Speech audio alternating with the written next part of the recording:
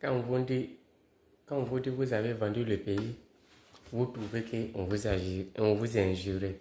Autant c'est la réalité. Comment c'est fait qu'aujourd'hui, c'est un Libanais qui nous représente au Togo et c'est honté pour la Côte d'Ivoire. Donc cela veut dire, vous avez déjà vendu le pays. Ça prouve, voici des preuves nécessaires.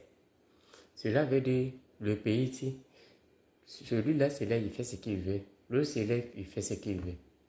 Au lieu de prendre conscience sur la Côte d'Ivoire, on envoie nos petits frères en Syrie d'aller voir le président de ne plus fournir les armes lourdes au Burkina. Au lieu de chercher à travailler dans ton pays, la Côte d'Ivoire, avec toi-même ton propre argent, contribuable du peuple, nous on prend notre temps à demander crédit aux voisins.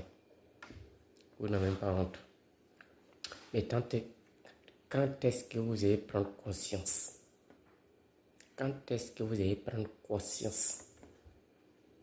Au lieu de suivre nos petits frères, vous dites que les enfants sont en train de faire bonnes choses.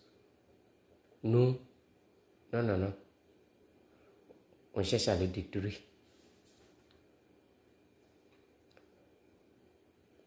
Aujourd'hui, quand tu prends les pays qui sont quittés dans la main des Burkina et de la France, ils sont plus en avance que la Côte d'Ivoire. Aujourd'hui, quand tu arrives au Burkina, regarde les usines qui poussent. De gauche à droite, bientôt, les Burkinabés vont foutre quoi chez nous, puisqu'ils ont du travail. Mais en tant qu'un économiste de ce pays, pour dire qu'il est économiste, mais lui, il prend tout son temps, vol dans vol, avion dans avion, pour demander crédit. Qui cherche où se trouve crédit, qui sent l'odeur du crédit pour aller prendre. Vous n'avez même pas honte de vous. Vous n'avez même pas honte de vous. Regardez Niger, ce qu'ils sont en train de faire avec les propres agents. Regardez le Burkina, ce qu'ils sont en train de faire avec les propres agents. Regardez le Mali, ce qu'ils sont en train de faire avec les propres agents. Mais la Côte d'Ivoire, il vit dans crédit dans crédit. On a pris crédit jusqu'à même organiser 4. On a pris crédit pour organiser 4. Pas fini même à cet encaissement. Vous n'avez même pas honte de vous. Il n'en dit pas plus. Là-bas, indique-nous. Lancé ce matin les travaux de construction de la première usine de raffinerie d'or au Burkina Faso. Une concrétisation de la vision politique des autorités de la transition engagées sur la voie du développement endogène. D'une capacité de production annuelle de 150 tonnes, l'usine devrait livrer ses premiers lingots d'or dans les 11 prochains mois. Roger Kam et Nyaki Teda ont immortalisé l'événement pour nous. L'usine de raffinerie d'or ou la maison de l'or du Burkina, un chiffre. 5 hectares pour offrir 100 emplois directs, 5000 emplois indirects, avec une contribution importante en termes de taxes au trésor public. À travers cette future usine, les sillons du développement sont tracés pour le Burkina Faso et pas le... Quand vous avez la raffinerie d'or là, ça allait produire dans 11 mois. Vous avez cru qu'on s'amusait. Vous avez cru que le président Ibrahim Traoré s'amusait. Mes familles, regardons la vidéo. Oh, il n'est pas trop causé, c'est pas trop causant. C'est pas trop causant, hein, les moutons. On regarde la vidéo, famille. Voilà. Chef du gouvernement. Capitaine Jongo. Voilà, voilà, Voilà, le président qui remet au directeur général qui a son tour. Excusez pour la photo. Pour la photo. Capitaine Jongo, Bajit Jongo, Donc, les mots d'or. 93,97 d'or. Mine et carrière.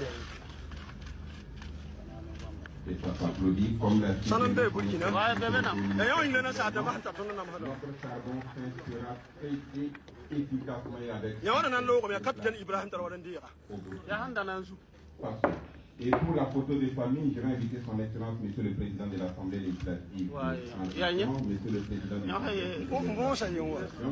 Mesdames et Messieurs, les membres du gouvernement sont... Capitaine Bajil Jonglé, mais on a voilà, ministre de mine, mais là, voilà, les conseillers spéciaux des voilà, voilà, il y a autre, voilà, il y a bien, très chiant, ouais, ton papa m'a seulement dit, ne canne. When le capitaine Ibrahim Traoré Sabah, ton papa m'a seulement dit, ne Burkina Faso. Bien, sanam l'autre. Bon, ça y est, ouais. Hey, yam sampa nabi, ya sanama da auto. Sanama da auto. Yakin jahanya. Yakin de meta Burkina Faso la, ya Burkina Faso la. Jahanya. Sanam. Tona ya damtira wa ya Burkina Bilia. Ipane.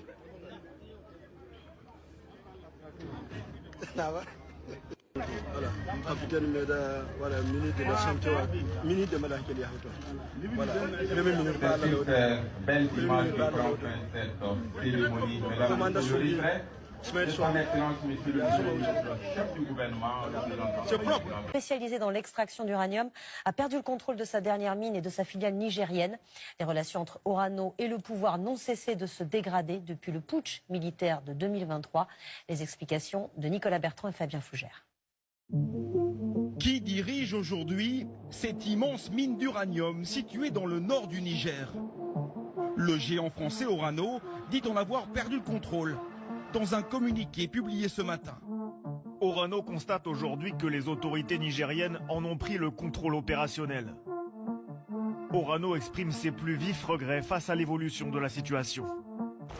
Les Français pointent du doigt la junte militaire au pouvoir au Niger et qui depuis plus de 2 semaines donnerait directement des ordres aux employés de la mine sans tenir compte du conseil d'administration. Pourtant, sur le papier, la mine est bien contrôlée par Orano à plus de 63%. L'État du Niger est, lui, un actionnaire minoritaire. Pour les soutiens de la junte à Niamey, cette prise de contrôle, même si elle est illégale, est une bonne chose. Nous sommes un État souverain, c'est ce que Orano n'a pas encore compris et elle l'apprendra à ses dépens, que l'État joue sa partition en faisant en sorte que la production puisse se poursuivre. La junte nigérienne avait auparavant déjà retiré un permis d'exploitation à Orano et surtout lui avait interdit d'exporter son uranium. Résultat, 1150 tonnes de concentré d'uranium sont bloquées sur place, l'équivalent de 200 millions d'euros. Des pertes colossales qui seront répercutées en grande partie sur l'État français. L'État reste celui qui intervient en dernier ressort. Et c'est sûr qu'in fine, ça sera une charge de plus pour les contributeurs. Mais cet uranium n'est peut-être pas perdu pour tout le monde. Le mois dernier, le ministre nigérien des Mines, un colonel, a invité des entreprises russes à venir exploiter les ressources naturelles de son pays. Elles pourraient à terme prendre la place des Français. Et nous